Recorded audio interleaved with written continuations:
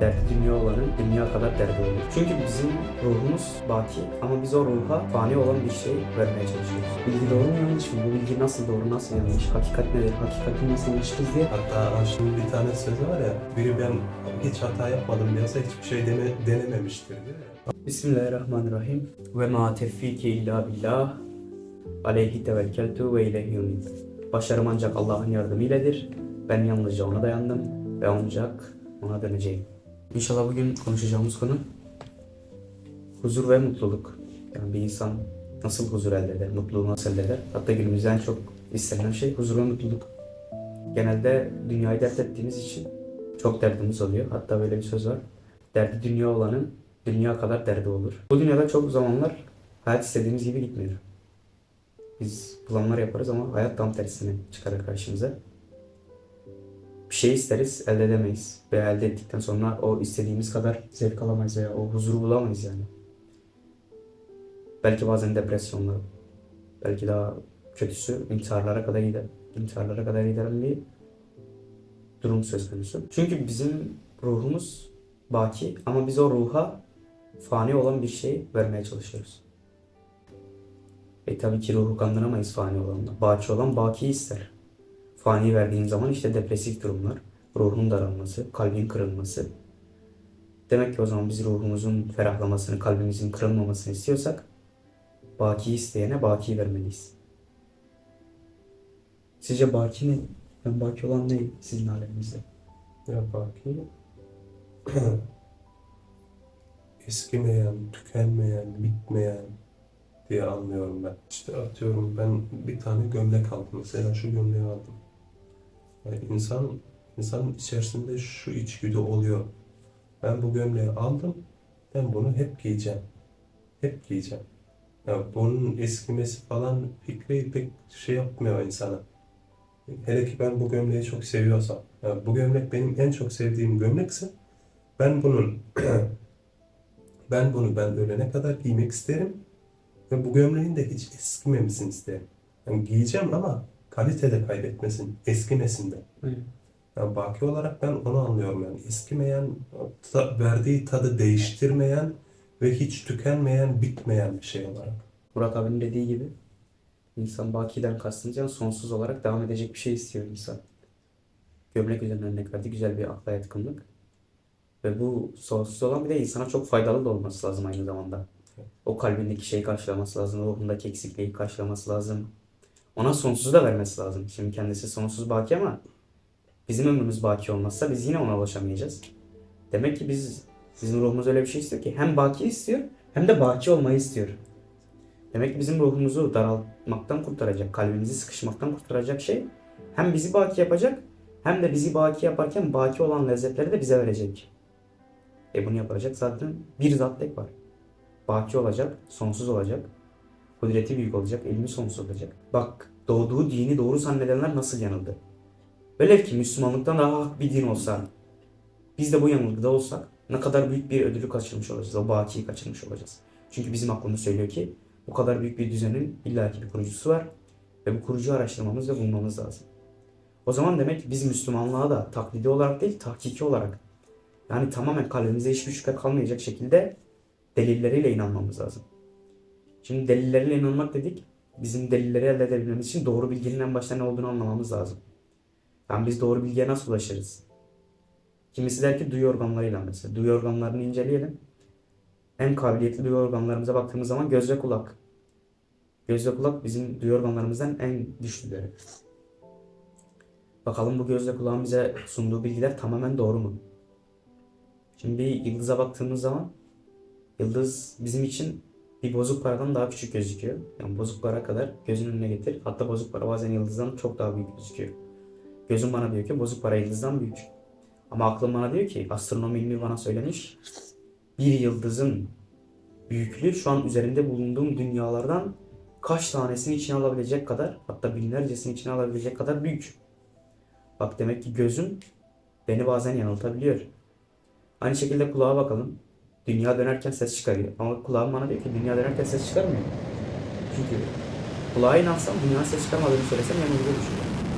Doğru olanı biliyorum. Dünya ses çıkarıyor. Neden ses gelmiyor dediğimiz zaman da uzayda ses iletecek bir madde olmadığı için o sesleri duymuyoruz. Halbuki ama dünyanın da sesi dönerken çıkardığı bir ses var. Bak kulak da bizi yanılttı, göz de bizi yanılttı. O halde biz bilgiye nasıl ulaşacağız? Akılla mı? Çünkü kulağın da yanıldığını, gözün de yanıldığını bize akıl bildirdi. Peki akılın yanıldığını nasıl anlayacağız? Bir fikriniz var mı burada? Akılın yanıldığını nasıl anlarız? Senin aklında var mı? Yanılmayan insan yoktur ya. Değil mi? Mesela İnsanoğlu hata yapar. İlla ben hata yapmadım, hatta biri ben hiç hata yapmadım diyorsa hiçbir şey denememiştir diyor ya. Onun gibi yani sen bir şeyler yapıyorsan illa hata yapacaksın. aklın yanıldığını da şöyle anlayabiliriz. Mesela iki toplum düşünelim. Bir toplumda hırsızlık yapmak suçken bir toplumda hırsızlık yapmak suç olarak görülmüyor. Veyahut bir toplumda zina kötü gözden bakılıyor. Bir toplumda da zinaya normal bir gözden bakılıyor. Ya demek ki her iki toplumda akıl ediyor. Biri normal gördüğünü biri normal görmüyor, bozuk görüyor. Birinin hak gördüğünü diğeri batıl görüyor. Demek ki akıl ile ulaşılan nokta farklı olabiliyor. Farklı insanlar farklı noktalara ulaşabiliyorlar. Tek bir doğru olmuyor, birçok doğru oluyor akıl ile ulaşıldığı zaman. Ya demek ki öyle bir doğru olmalı ki bu doğruyu veren kesin kez doğru olması lazım verdiği bilginin. Kesin olarak doğru olması lazım. Şimdi bu insanlar arasından kimisinin doğru, kimisinin doğruyu yanlış belirlemesinin nedeni ilimlerinin nakıs olmasıdır. Yani bir kesimin ilmi daha çok olduğu için o hırsızlığı yanlış olarak görüyor. İnsanların özgürlüğüne olan bir tecavüz olarak görüyorken diğer bir kesimin ilmi bu kadar olmadığından hırsızlığı normal bir şey olarak görebiliyor. Demek ki ilim arttıkça doğruya yakınlık artabiliyor. O zaman en doğruyu bilmemiz için sonsuz ilim sahibi olmak lazım. Gelebilecek bir doğrunun en çok doğru olabilmesi için sonsuz ilim sahibi olmak lazım. Ama sadece sonsuz ilim sahibi olmak bize doğruya ulaştırmaz. Aynı zamanda bize doğruya ulaştırması için de sonsuz irade sahibi olması lazım. Onu tercih edebilsin ve tercihinin doğru olabilmesi için de sonsuz irade sahibi olması lazım. Sonsuz ilim sahibi oldu. Ulaştırabilmesi için sonsuz irade sahibi oldu. Ve o bilgiyi bize yetiştirebilmesi için kudretinin de olması lazım. Ve bu kudretin de sonsuz olabilmesi lazım. Bizim sorunlarımızı duyabilmesi için, işleyebilmesi için sonsuz işitme kabiliyetinin olması lazım. Böyle sıraladığımız zaman birçok noktayı sonsuz olarak elde etmesi lazım bu zatın. Bize doğru bilgiyi aktaracak zat.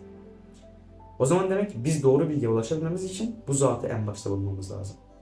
Eğer böyle bir zat var ise kendini bildirmiş mi? En başta biz bunu ele almalıyız. Bunu ele aldığımız zaman da karşımıza çıkan böyle bir zattan bahseden dinler var. Bu dinler arasından da bahsettiğimiz kabiliyetleri sağlayan sadece bir din var. İslam.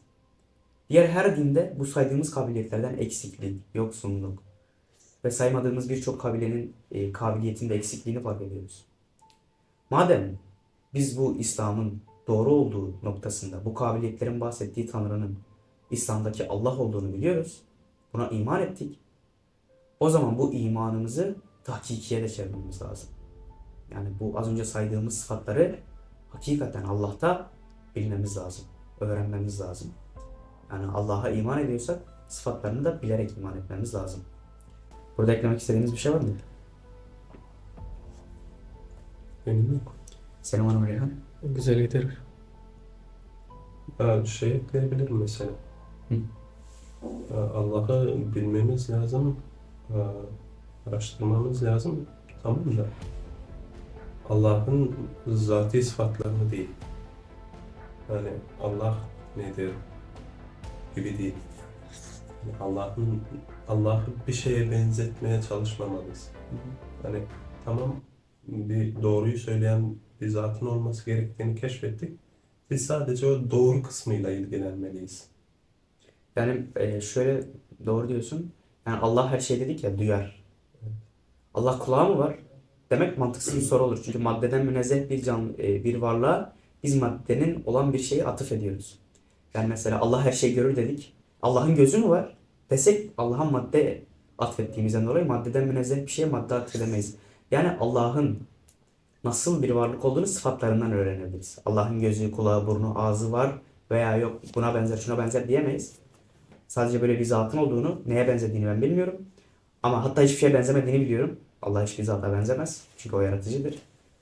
Ama şunu biliyorum ki Allah'ın sıfatları var ve bu sıfatlarından ben onu tanıyabilirim. Ve onu görmek için de cennet için çalışabiliriz. Aynen. İnşallah. Yani mesela ben Da Vinci'ye baktığım zaman Da Vinci'nin ağzını, burnunu, gözünü görmesem de onun Da Vinci eserine bakarak işte Mona Lisa'ya bakarak bu adam çok iyi matematik de biliyormuş, fizik de biliyormuş, biyoloji de biliyormuş. Onun sıfatlarıyla onu tanıyabilirim. İlla ki onu görmeme gerek yok. Ona hayranlık duyabilmem için. Onu tanıyabilmem için onun eserindeki sıfatlardan anlayabilirim. Bu yüzden bizim de iman ettiğimiz Allah'ın sıfatlarını çok iyi bilmemiz lazım. İnşallah sıfatlarına başlayalım.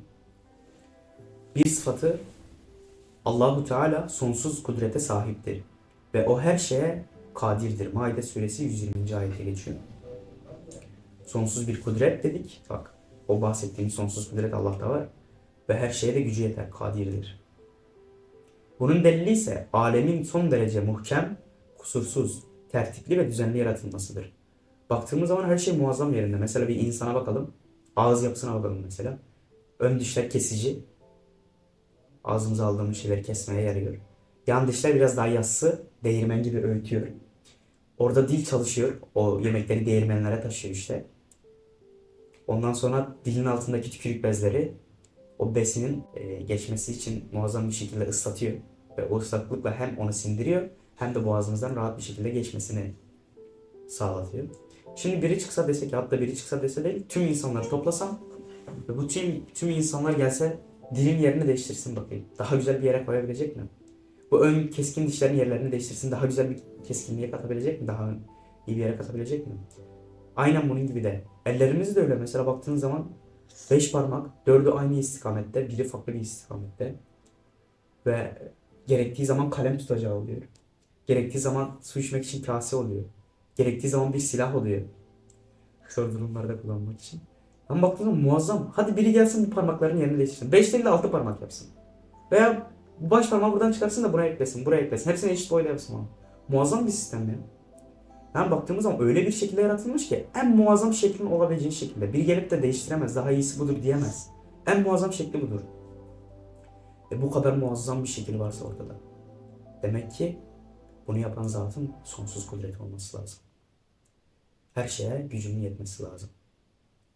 2. Allahu Teala'nın nihayetsiz bir ilme sahiptir. Allahu Teala nihayetsiz bir ilme sahiptir. Ve ne yerde ne de gökteki bir zerre bile onun ilminden hariç değildir. Sebbe suresi 3. ayet. O her şeyi bilendir. Bakara suresi 29. ayet. Yaratan yarattığını bilmez mi? O ilmiyle her şeye nüfuz eder ve en küçük şeylerden haberdardır. Mülk suresi 14. ayet. Bu ilahi sıfatın delili de alemin eksiksiz bir şekilde yaratılması ve en mükemmel kanunlarla idare edilip yönetilmesidir. Bir eser bütün yönleriyle müessirinin sıfatlarını ölçü ve aynadır. Varlık alemi de Allahu Teala'nın sıfatlarını ve ilmi için bir ölçü ve aynadır. Bu sebeple sonsuz bir ilim ve kudret olmadan bu alemin her tarafından fışkıran güzellik ve mükemmelliklerin ortaya çıkmasının mümkün olmadığı aklın kesin hükmüdür. Şimdi burada da Allah'ın ilminden bahsettik. Az önce ilk verdiğimiz örnekte dedik ya, bize doğru olan bir şeyi verecek zatın kesinlikle o sonsuz ilme sahip olması lazım. Çünkü sonsuz, nakıs olan bir ilimden çıkan bir bilginin biz sonsuz doğru olabildiğini tesis edemeyiz. Nakıs bir ilmi varsa elbet bir yerde bir bilginin nakıs gelme olasılığı çok artar. Ama zaten sonsuz bir ilme sahipse gönderdiği bilgi de kesinlikle doğru olur. Ve ikinci sıfatımız dediğimiz sonsuz ilim Allah-u Teala'da yine var. Şimdi Kur'an'dan ayetleri okumamızın nedeni şu. Biz Allah'ı tanımaya çalışıyoruz ya. Şöyle bir kaide vardır. Fiilden faili, eserde müessiri, sanatta saniyi yani sanatkarı, mahlukta yaratılmışta halıkı yani yaratanı gösteren bu deliller bize elbette ki Allah'ı tanımamızda yardımcı olacak delillerdir. Tevafuk oldu bugün. Bunu okudum. Gazali'den mi? Yok. Bir takvim kitabı vardı ya onda. Allahu Teala hay yani diridir. Üçüncüsü de. Ya zaten şunu bilmemiz lazım ki sonsuz ilmi var, sonsuz kudreti varsa bunun hayat sahibi olması lazım. Yani mesela bu masanın ben sonsuz ilmi, sonsuz kudreti var diyorsam ben bunun Artık masallıktan çıkarmam lazım. Hayat vermem lazım ki bunları kendi bünyesinde barındırabilsin. Dördüncüsü de Allah'ın yarattığı ve yaptığı her şeyi kendi serbest irade ve meşiyetiyle yaratır ve yapar. Yani düşünsene mesela Allah'ın sonsuz ilmi var, sonsuz kudreti var ve bir şey yaparken başkasına danışıyor. Haşa. Ben bunu yapabilir miyim? Aa, ne kadar mantıksız olur değil mi? Sonsuz ilmi, sonsuz kudreti varsa bunları kullanabilmek için de iradesi olması lazım.